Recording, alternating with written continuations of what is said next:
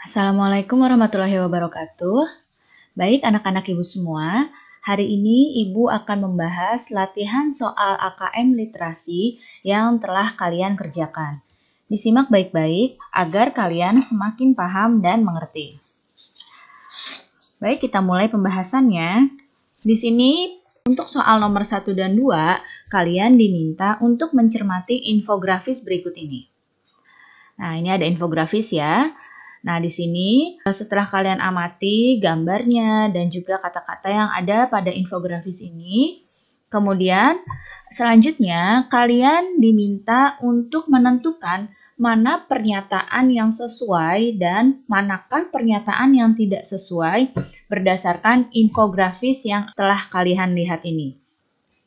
Kita lihat pada pernyataan yang pertama. Satu suku bangsa di Indonesia memiliki bahasa daerah lebih dari satu. Nah, kita lihat di sini, bangsa Indonesia memiliki sekitar 2.500 bahasa daerah. Artinya, untuk pernyataan yang pertama ini adalah sesuai. Kemudian, kita lihat pernyataan yang kedua. Ada puluhan agama yang diakui di Indonesia. Nah, berdasarkan infografis, di sini bukan puluhan agama yang diakui di Indonesia, tetapi terdapat 6 agama. Nah, berarti pernyataan yang kedua ini tidak sesuai. Kemudian pernyataan yang ketiga, keragaman yang dimiliki Indonesia juga dimiliki oleh negara lain. Nah, tentu saja ini tidak sesuai.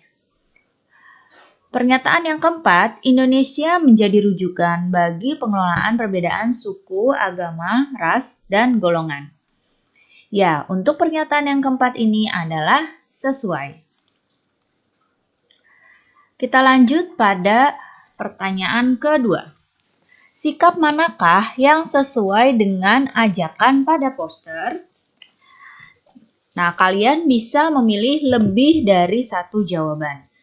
Kita lihat sikap yang pertama, meskipun berasal dari Jawa Tengah, Ali senang belajar tari kecak. Jika kalian lihat di sini, Indonesia itu memiliki begitu banyak keragaman. Nah, di sini untuk pernyataan yang pertama ini adalah sikap yang sesuai.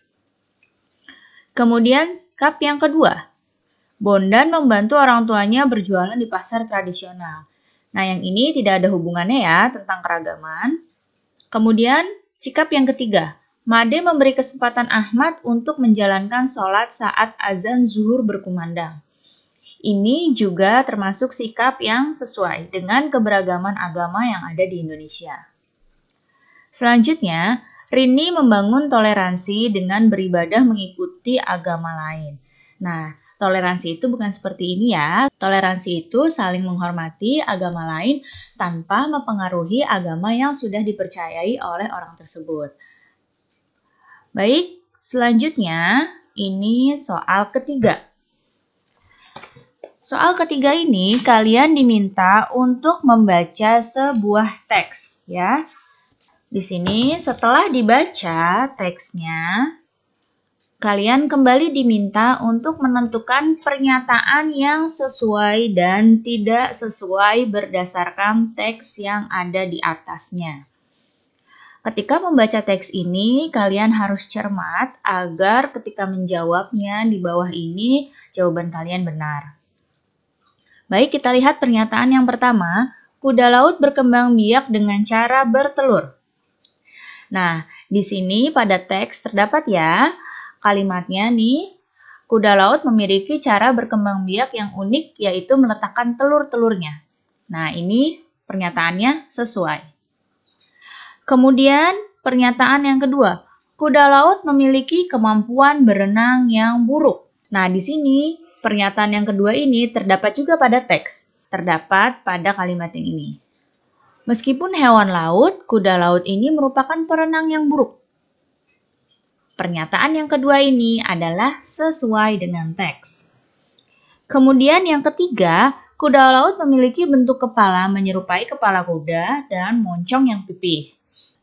Nah, dapat dilihat di sini pada kalimat yang pertama, menyerupai kepala kuda dan moncong yang panjang. Sedangkan pada pernyataan di sini adalah moncong yang pipih. Seharusnya moncong yang panjang. Berarti pernyataan yang ketiga ini tidak sesuai. Kemudian pada pernyataan yang keempat, semua kuda laut memiliki ukuran tubuh yang sama, yaitu 35 cm. Kita lihat lagi pada teks.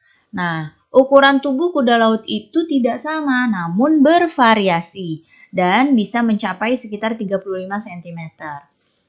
Berarti pernyataan yang keempat ini tidak sesuai. Selanjutnya, pertanyaan yang keempat. Nah, di sini juga kalian diminta untuk membaca teks terlebih dahulu ya. Setelah itu, kalian diminta menentukan pertanyaan ini, jawabannya yang terdiri lebih dari satu jawaban. Ya, pertanyaannya adalah apa yang terjadi jika es di kutub selatan mencair? Nah, di sini pada teks, jika kalian sudah membacanya dengan cermat, maka kalian akan tahu bahwa yang terjadi jika es di kutub selatan mencair adalah pulau tenggelam dan juga tsunami. Berikutnya nomor 5. Nomor 5, kalian kembali membaca teks dengan seksama. Nah, di sini kalian setelah membaca teks, kalian diminta untuk menjawab pertanyaan dengan jawaban yang lebih dari satu. Selain tubuh yang sehat dan bugar, apakah manfaat senam yang dilakukan bersama? Nah, jawabannya lebih dari satu. Kita lihat ya, pernyataan yang pertama, menjaga kekompakan antar teman. Ya, tentu saja senam dapat menjaga kekompakan antar teman. Kemudian, menimbulkan rasa aman. Nah, ini tidak ada hubungannya dengan senam.